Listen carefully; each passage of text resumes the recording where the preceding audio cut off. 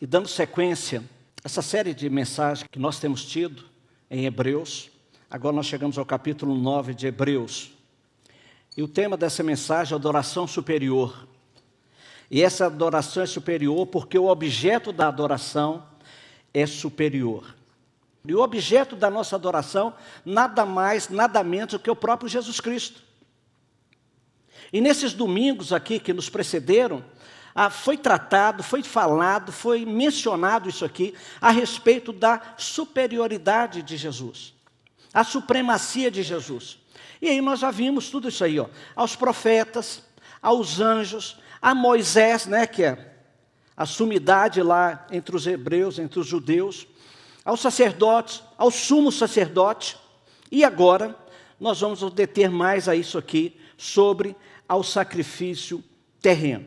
Então, se você estiver com sua Bíblia aí aberta em Hebreus capítulo 9, ela tem uma divisão, esse capítulo 9 tem uma divisão assim, muito natural. A primeira vai do versículo 1 ao versículo 10, onde Jesus, o sacerdócio de Jesus, é superior ao sacerdócio terreno, dos versos, então, de 1 a 10. E dos versos de 1 a 28, até o final do capítulo, vai nos mostrar que o sacrifício de Cristo é perfeito e eficaz. Até então, e a gente vai procurar ver isso aqui durante esse tempo nosso, dessa mensagem, a quase que ineficácia do sacrifício terreno que eram feitos pelos sacerdotes lá no Antigo Testamento. Então, o primeiro ponto aí, que Jesus é superior ao sacerdócio terreno, os versos de 1 a 10. A primeira coisa que nós precisamos prestar atenção está aqui exatamente já no verso 1, que diz assim: ora, a primeira aliança também tinha preceitos de culto divino e o seu santuário terrestre. Se nós formos fazer um paralelo e guardadas aí as devidas necessidades, proporções, a primeira aliança tem muito a ver conosco hoje. Porque ele tinha uma forma de culto, como também tinha um local onde o povo se reunia na adoração. No caso específico aqui, de Hebreus capítulo 9, principalmente o autor vai enfatizar muito a questão do tabernáculo. O lugar santo e o santo dos santos, mostrando, distinguindo, dando definições a esses dois locais lá, que fazia parte da adoração ao Senhor. Então, a primeira aliança que Deus estabeleceu com o seu povo, principalmente lá, baseado lá no Monte Sinai, a partir ali da saída do povo do Egito, quando Deus estabelece com o povo uma série de regras, de mandamentos, e Ele firma uma aliança com esse povo. Aquilo que é chamado, e a gente usa isso, a referir todos os livros, os 39 livros que precedem o Novo Testamento, como o Antigo Testamento. A antiga aliança, que aliás depois Deus, vendo tudo o que aconteceu, lá em Jeremias ele diz o seguinte: olha, eu farei com vocês uma nova aliança, não agora em pedra, mas em carne, num coração vivo. O autor também, a carta aos Hebreus, nos faz uma descrição do santo lugar e do santo dos santos. Os versos 2 a 5. Se você nunca teve a curiosidade de ler detalhadamente sobre o tabernáculo, aqui ele dá, de uma forma resumida, a descrição do tabernáculo, especificamente aqui do santo lugar e do santo dos santos. Aí ele começa: porque foi edificado um tabernáculo, cuja parte da frente, onde estava o candelabro, a mesa e os pães da proposição, se chama o santo lugar.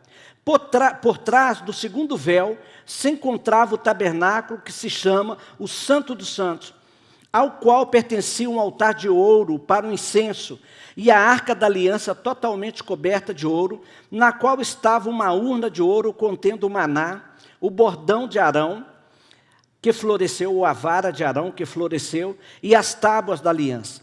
Sobre a arca estavam os querubins de glória, que com sua sombra cobriam o propiciatório. Mas dessas coisas não falaremos agora com mais detalhes. Ele procura aqui, então, descrever o santo lugar, que é o primeiro recinto dentro do tabernáculo, fazendo uma distinção sobre aquele local lá do Santo dos Santos. Eu estava lendo e alguns estudiosos, alguns teólogos, fazem uma comparação como sendo aquele lugar, o santo lugar, como sendo a antiga aliança, onde as pessoas iam até ali, dali não passavam.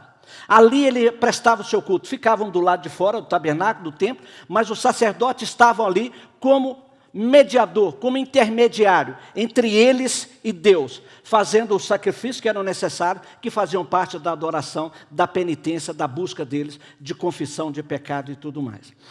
É interessante que no decorrer da história do Antigo Testamento, a gente vê isso, como isso, que tinha um propósito excelente, se desfigurou. E houve a tal ponto de Jesus, quando ele entra lá no templo, né, e ele sai destruindo, derrubando todas as mesas e tudo mais, porque aquilo ali virou um mercado. O pessoal pensava o seguinte: bom, se o Geovaldo, para pagar pelo seu pecado, ele tem que oferecer um animal, dá trabalho, ficar trazendo de longe. Imagina, mora longe, lá para Interlagos, lá para Santa Amaro, até vir no Secov, na CB Moema, é muito complicado. Vamos montar aqui fora uma lojinha, aqui fora, vendendo, tem ali cabrito, ovelha, passarinhos e tudo mais. Então você já chega e já compra, traz aqui, delivery, iFood. Para as pessoas, já está ali, já está fácil. Não precisa ficar carregando isso de longe, não precisa nem ficar criando esse tipo de coisa. Deus chega a dizer, e eu temo até falar isso porque Deus chega a dizer o seguinte, ele olhando para os, falando assim, os seus sacerdotes estão gordos. Eu temo porque, ainda bem que eu não sou sacerdote, né? Os seus sacerdotes estão gordos por causa do pecado do povo. Porque o que acontecia? Eles iam pagar pelo sacrifício com o animal, e parte do animal ficava com o sacerdote para o sustento do sacerdote. Ou seja, quanto mais o povo peca, mais comida eu tenho em casa. Então, vai embora. E Deus chega a falar isso. Então, se desvirtuou aquilo que era para ser excelente, aquilo que era para ser um marco realmente. Mas desde o início, o alvo, a visão, estava projetando na pessoa de Cristo. Então, alguns estudiosos têm pegado como se fosse esse santo lugar, já como a antiga aliança lá atrás. Agora, nós precisamos entender que o sacerdote, ele tinha um papel muito importante na vida religiosa, social e política de Israel. Samuel foi sacerdote. E às vezes nos passam assim até meio desapercebido, mas Jesus foi levado a Caifás, que era o sumo sacerdote na época dele.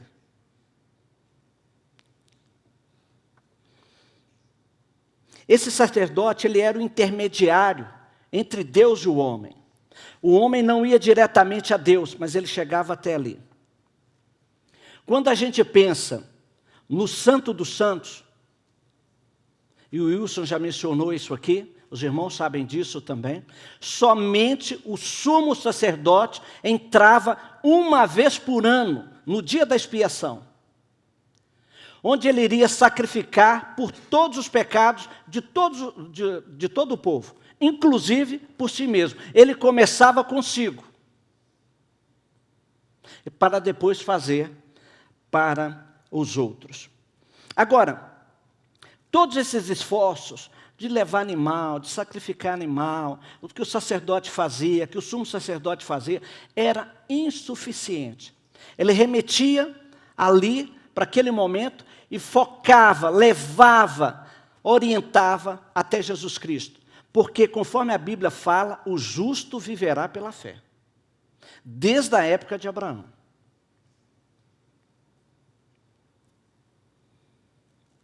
Quando Jesus está diante de Caifás, sumo sacerdote, e Caifás entrega Jesus, libera Jesus para a crucificação, talvez ele não soubesse, mas ele já estava como que entrando no Santo dos Santos, e oferecendo Jesus em sacrifício vivo e eficaz, levando o Cordeiro de Deus que tira o pecado do mundo.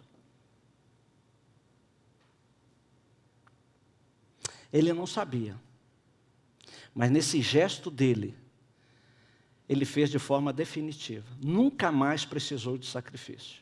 Nunca mais precisou que o sumo sacerdote entrasse lá no Santo dos Santos. Um dos legados da reforma foi exatamente mostrar para nós, deixar para nós, sobre o sacerdócio universal dos crentes. Nós não temos necessidade mais de termos sacerdotes. Nós não precisamos de mediadores. Maria não é nossa mediadora, ela não é nossa intercessora. Nós vamos direto ao Pai, nós vamos direto a Jesus. Não temos necessidade disso. Pedro diz que nós fazemos parte de um sacerdócio real. Em Apocalipse se diz que pelo teu sangue nos fizeste sacerdotes e reis. Cada um de nós tem livre acesso à presença do Pai. Cada um de nós tem livre acesso ao Santo dos Santos. Não precisamos de mais de intermediários. Mas parece que não é bem assim. Nós ainda temos uma carência de sacerdotes.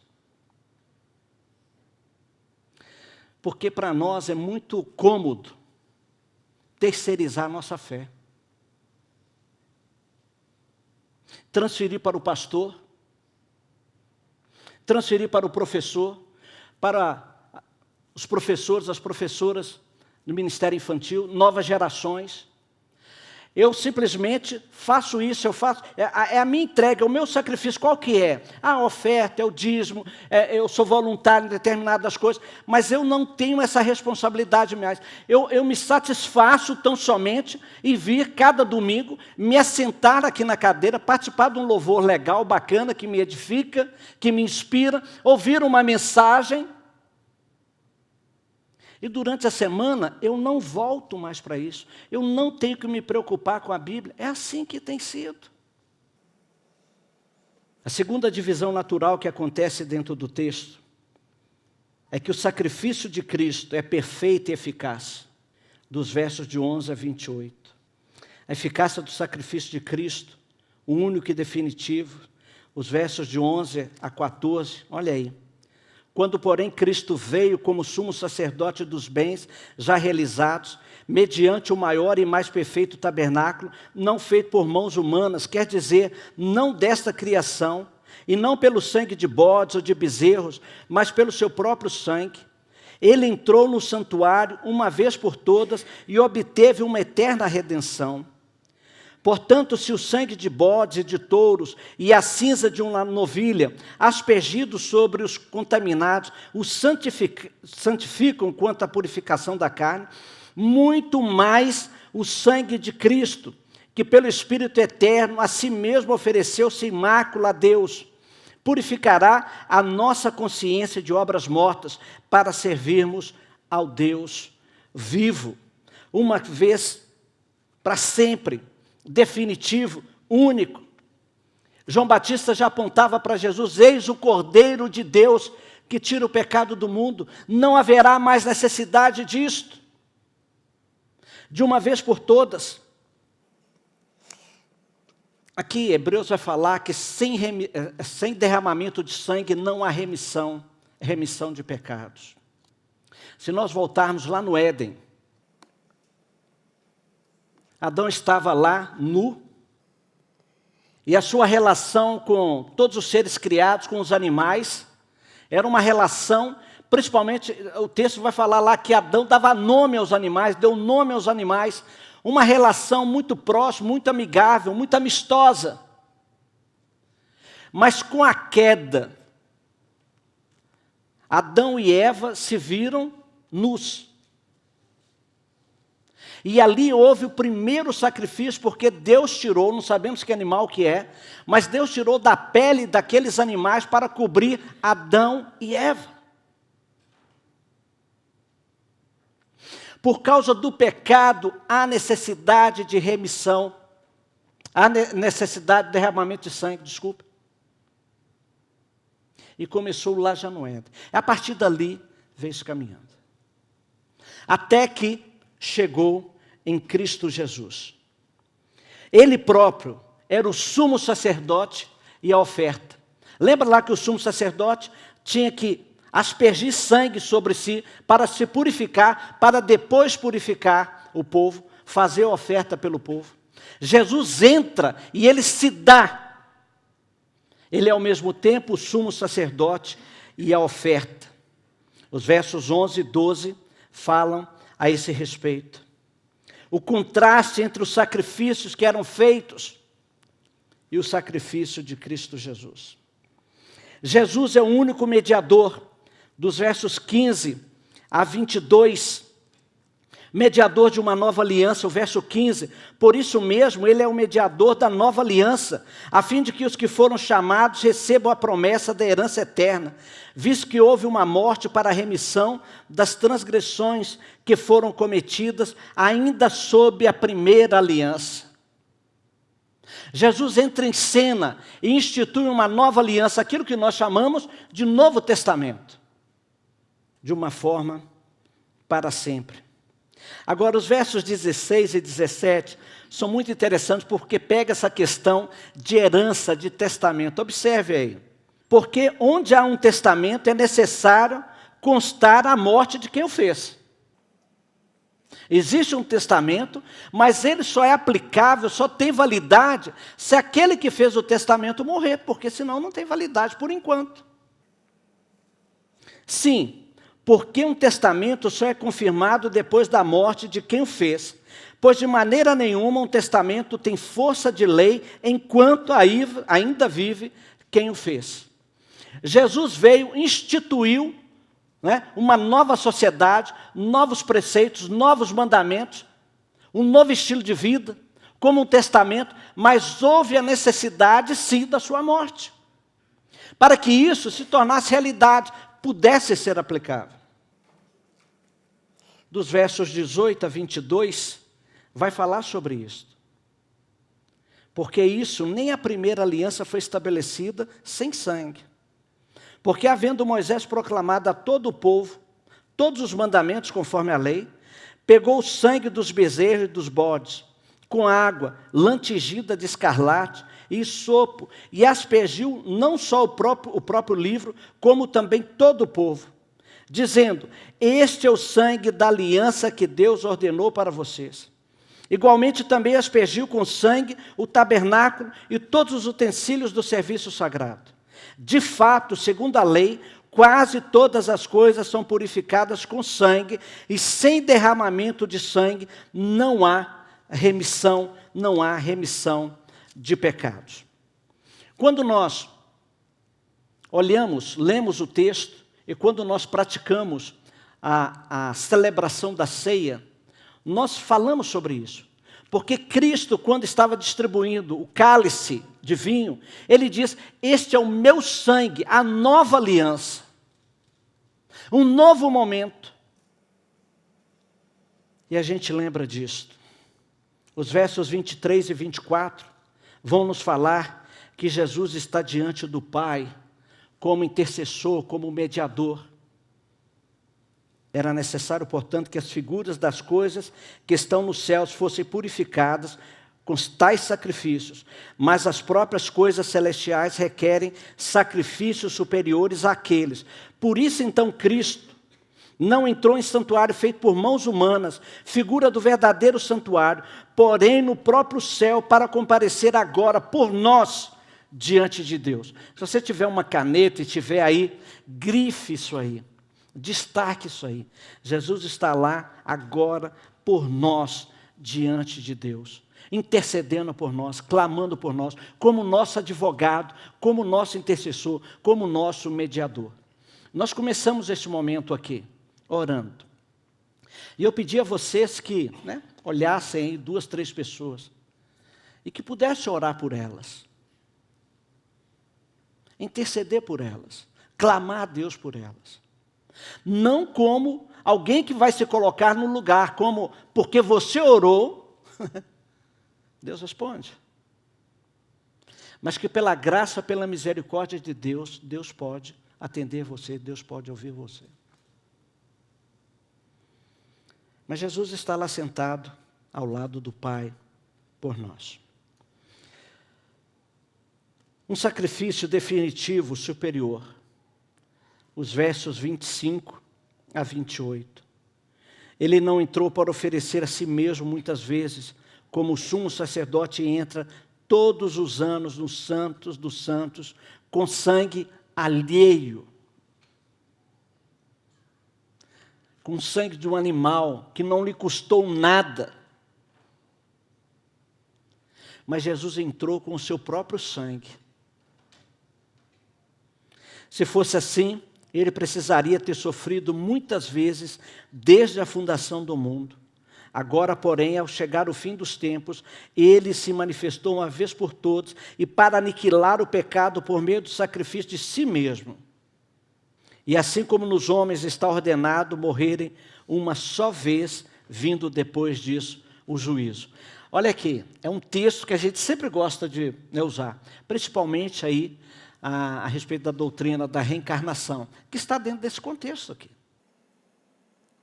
E que a gente muitas vezes tira fora do contexto. Isso quer dizer, o que o texto está dizendo aqui, Cristo morreu uma única vez. Ele não vai morrer uma segunda vez. Assim como os homens está ordenado morrerem uma só vez.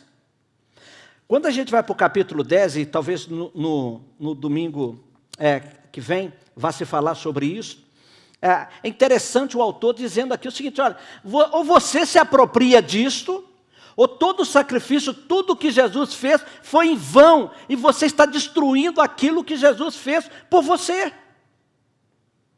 O sumo sacerdote entrava todos os anos para oferecer sacrifício por si e pelo povo. Jesus entrou uma única vez. Ele se manifestou uma vez por todas para aniquilar o pecado por meio do sacrifício de si mesmo. No verso 27, é que nós já falamos que o homem está ordenado uma única vez. O verso 28, assim, também Cristo, tendo se oferecido uma vez por todas para tirar os pecados de muito, aparecerá segunda vez, não para tirar pecados, mas para salvar aqueles que esperam por Ele. É a notícia boa. Cristo não voltará, não é para tirar mais pecado, não é para morrer uma segunda vez, uma terceira vez. Isso era coisa que o sacerdote, os sumos sacerdotes faziam. Ele agora virá para nos buscar, para nos levar, para estarmos na presença dEle. Isso pode ser agora. Como pode durar, sei lá, mais 2000 anos. Eu sempre tive a esperança de não morrer, de ser arrebatado antes. Né? O tempo está passando, né? Só vai abreviando o tempo aqui. Mas eu não me iludo não, porque o pessoal lá no Novo Testamento já esperavam Jesus, já estavam vendendo as coisas, né? Como Jesus fosse voltar no dia seguinte, na semana seguinte, e já se passaram 2000 anos, né? Ele ainda não voltou. Porque está dentro do tempo dele, no tempo aprazível dele, onde a sua graça, a sua misericórdia tem sido estendida a nós. Porque se não fosse isso, a gente estava perdido. Lembre que quando Jesus morreu, crucificado naquela cruz, por você, por mim, Mateus menciona,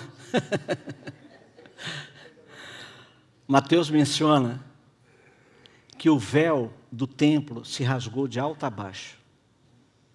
Hebreus fala que nós temos agora livre acesso à presença do Pai, ao Santo dos Santos. Isso nos foi proporcionado por Cristo Jesus. E nós não devemos ter outra atitude a não ser adorá-lo. E oferecer a Ele uma adoração superior, porque Ele é superior. O que Ele fez foi definitivo, foi único. Meus queridos, mais do que isto, nós precisamos proclamar isto.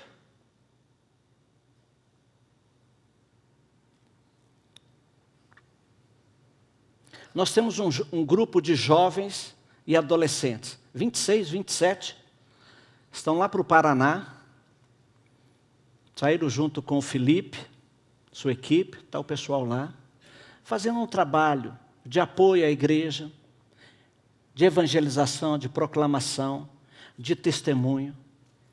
E Marcos Amado mencionou no nosso WhatsApp que isso é o típico do ganha-ganha, win-win. O pessoal lá é abençoado, sai ganhando, como o povo também que foi, é abençoado. Aí o André falou, não, isso é um triple win, porque nós somos abençoados também. Nós que aqui estamos.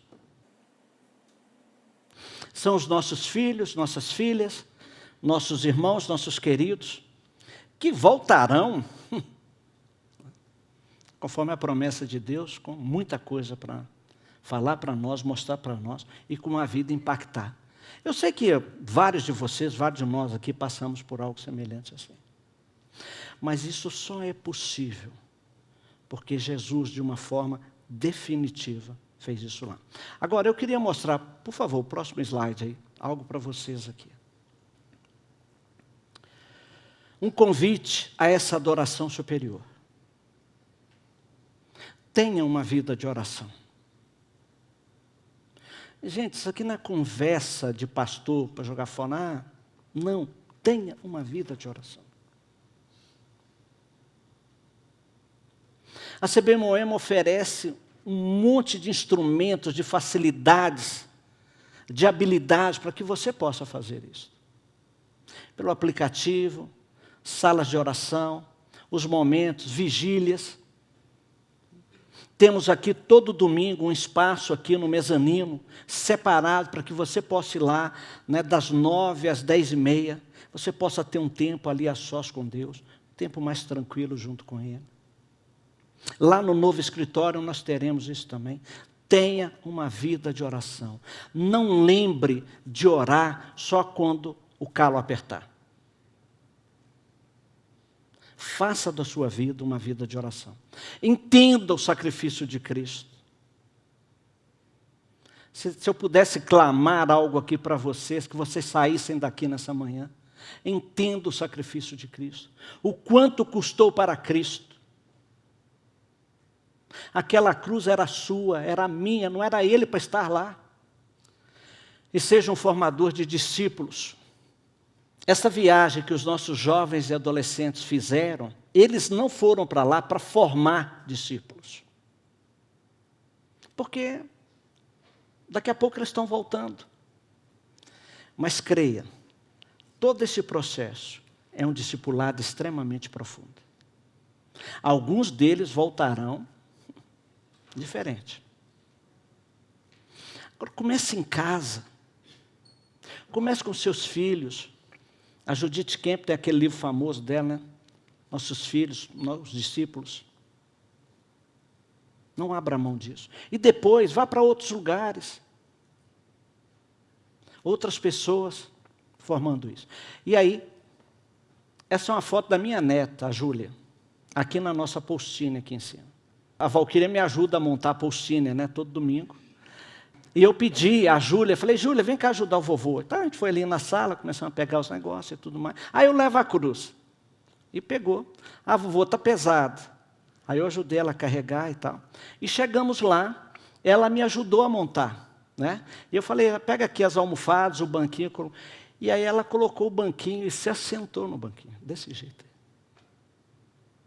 E aí ela vira e fala assim, vovô, Jesus não está na cruz.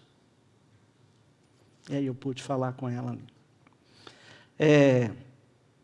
É algo extremamente simbólico para a gente.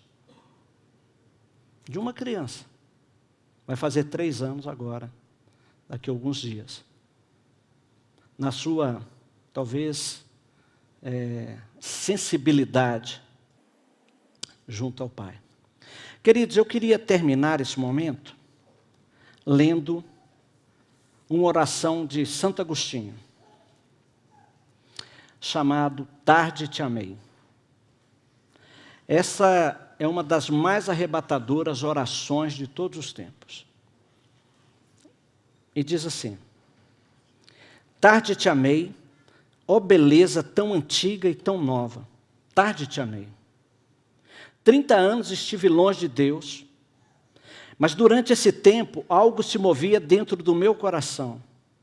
Eu era inquieto, também alguém que buscava felicidade, buscava algo que não achava. Mas tu te compadeceste de mim e tudo mudou, porque tu me deixaste conhecer-te. Entrei no meu íntimo sob a tua guia e consegui, porque tu te fizeste meu auxílio. Tu estavas dentro de mim e eu fora. Os homens saem para fazer passeios, a fim de admirar o alto dos montes, o ruído incessante dos mares, o belo e ininterrupto curso dos rios, os majestosos movimentos dos astros. E, no entanto, passam ao largo de si mesmos. Não se arriscam na aventura de um passeio interior.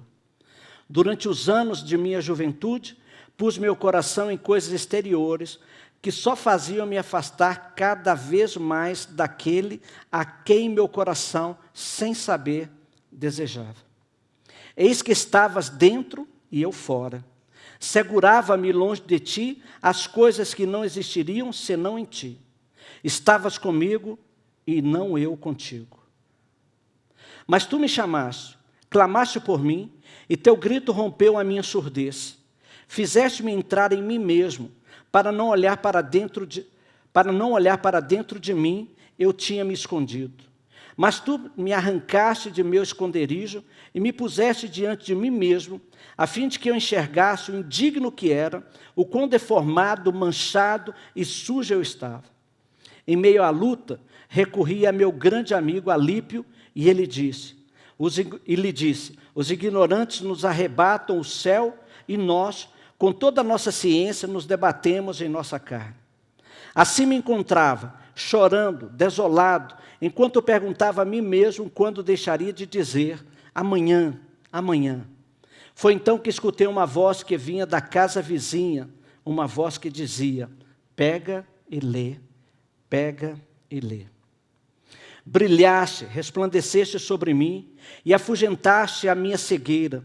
Então corri à Bíblia, abria e li o primeiro capítulo sobre o qual caiu o meu olhar. Pertencia à carta de São Paulo aos Romanos e dizia assim, não em orgias e bebedeiras, nem na devassidão e libertinagem, nem nas rixas e ciúmes, mas revesti-vos do Senhor Jesus Cristo. Romanos 13:13. Aquelas palavras ressoaram dentro de mim, pareciam escritas por uma pessoa que me conhecia, que sabia da minha vida. Exalaste o teu perfume e respirei, agora suspiro por ti, anseio por ti. Deus, de quem separar-se é morrer, de quem aproximar-se é ressuscitar, com quem habitar é viver. Deus, de quem fugir é cair, a quem voltar é levantar-se, e em quem apoiar-se está seguro. Deus, a quem esquecer é perecer, a quem buscar é renascer, a quem conhecer é possuir. Foi assim que descobri a Deus e me dei conta de que, no fundo, era Ele, mesmo sem saber, a quem buscava ardentemente o meu coração. Provei-te, e agora tenho fome e sede de ti. Tocaste-me, e agora ardo por tua paz. Deus começa a habitar em ti quando tu começas a amá-lo. Vi dentro de mim a luz imutável, forte e brilhante. Quem conhece a verdade, conhece essa luz, ó eterna verdade, verdadeira caridade. Tu és o meu Deus, por ti suspiro dia e noite desde que te conheci. E mostra-me então quem eras. E irradiaste sobre mim a tua força, dando-me o teu amor. E agora, Senhor, só amo a ti, só sigo a ti, só busco a ti, só ardo por ti. Tarde te amei,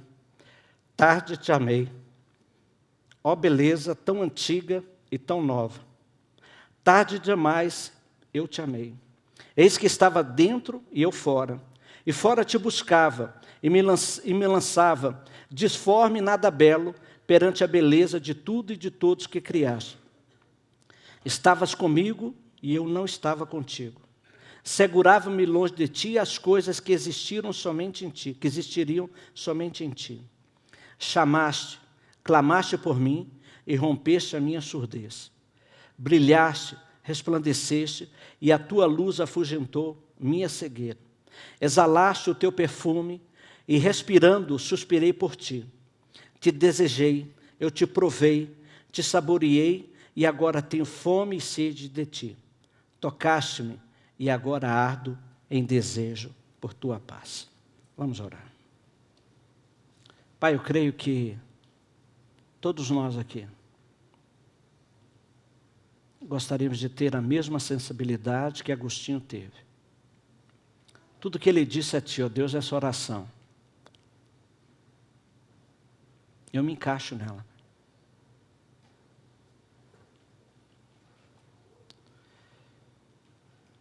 Da mesma forma que tu foste ao encontro dele, que cada um de nós aqui possa experimentar cada vez mais, ó Deus, desse mesmo encontro. De beber de ti, de ser tocado por ti, de sentir o teu cheiro, de olhar para ti. Tu és o nosso objeto maior da nossa adoração. Porque tu és aquele que, sendo sumo sacerdote e oferta, se deu por nós.